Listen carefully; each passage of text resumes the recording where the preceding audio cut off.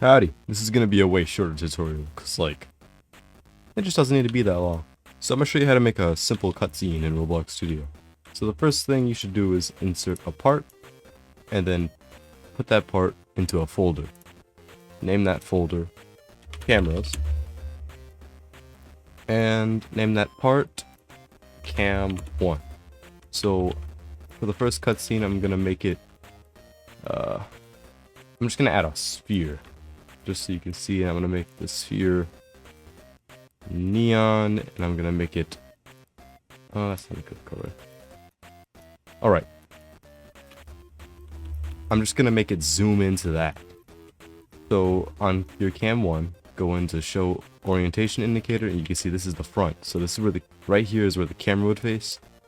So I'm gonna change it, change the size of the camera, and I'm gonna anchor the camera. So this is going to be where the camera starts out, and this is going to be where it ends. Oh yeah, turn your orientation indicator on, just so you know where it's facing. Alright. So now we have our two cameras. We're going to, oh yeah, name the second one Cam 2. Alright, now that we have our two cameras, instead of starter GUI, add a local script and name it camera handler, and do local tween service equals game get service tween service, like that. We're gonna need this just to smoothly animate the camera, and local camera equals game.workface.camera. So now we have our camera and we have our tween service. So we'll do local cam folder equals game.workspace.cameras, and now we can animate. So I want to wait, I don't know, 5 seconds and then do our little cutscene. So, fast.wait.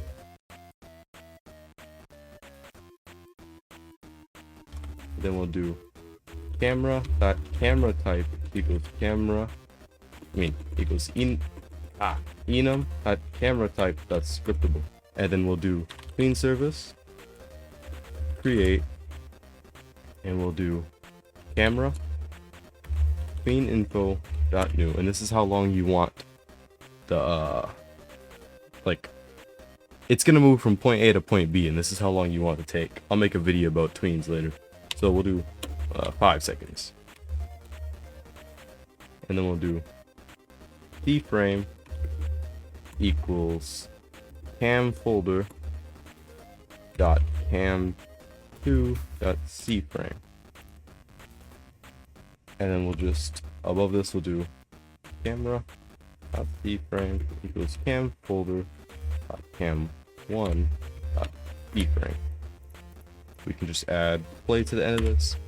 After 5 seconds, it will do our little animation and move the camera to that part.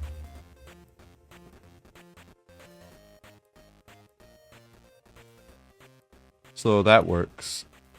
So what we'll do is now, inside of the cameras folder, just highlight your cameras, turn the transparency to 1, set can collide to false, and we'll do test. Actually, we'll turn this into an animation so we can just wait for it. So remove the play and copy this and do local camera cutscene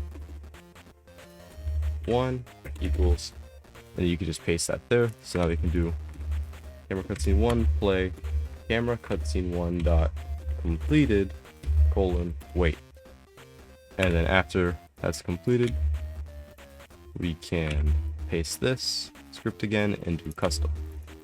So it will do our cutscene, and then it'll put the camera back. But you don't want to happen right away.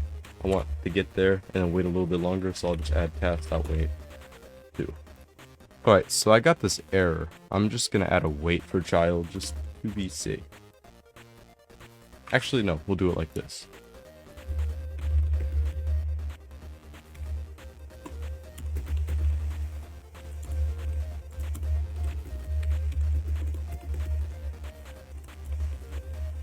Alright.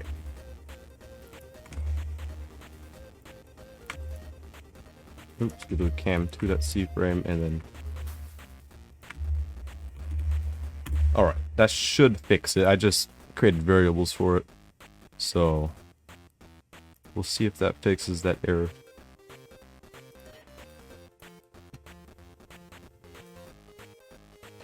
And it's fixed. Sorry about that, I always seem to make a mistake when I'm programming. So wait a little bit longer, and then we're out. So it's fine if you wanted to like have a cutscene run when like you have a title screen and you press play. But what if you wanted to make a cutscene happen when you hit a part? So we'll keep this code, and we will add a part, and we're gonna name it cutscene part. So just make it however big you want, because you have to walk through this in order to trigger the cutscene. And then turn off the can collide, and actually, yeah, we should be fine. Make sure it's anchored, and we'll place it here in between. Instead of our script, we're just gonna add at the underneath the cam folder, we'll add local cutscene part equals game.workspace.cutscene part, and we'll delete this wait right here, and we'll copy the script. Alright, so now that we copied that code, we'll do local touched, or we'll do local cutscene played equals false, and underneath we'll add if cutscene. Okay, no, we have to do cutscene part dot touched connect function hit. Cutscene that touch connect function hit. Alright, now that we have our hit, before we add anything in here, just to be safe, we're gonna add waits to these cams just so that the game doesn't try to run the script before the camera parts are actually loaded. So we'll do cam1 equals cam folder wait for child cam1, then cam2 equals cam folder wait for child cam2, and then we'll clean our script up a little bit by deleting these unneeded spaces. And now inside of here we can add our script. So we're going to add if cutscene played equals false, meaning if the cutscene hasn't happened yet, and hit.parent find first child humanoid, so if it's a person.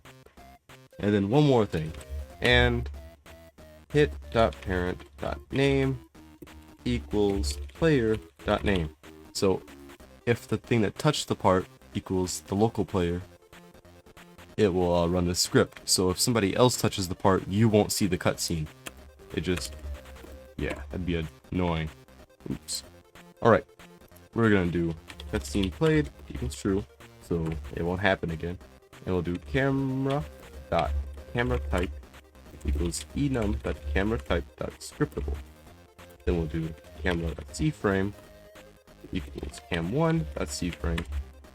Then we'll do camera cutscene 1 play, and then we'll do camera cutscene 1 completed wait. And after that, I'll add my pass out wait 2, just so it waits a little bit longer and doesn't immediately start the it doesn't immediately end the cutscene.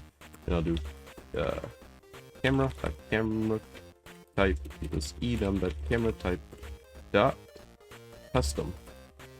So I'll fix our camera, and now we have the script. So in our place, my part's physical again, but I'll make it slightly transparent just so I know I touched it. So like that. When you play it, your cutscene plays when you touch the part.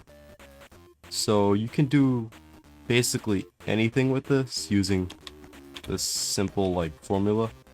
So yeah, have fun making cutscenes. Thanks for watching.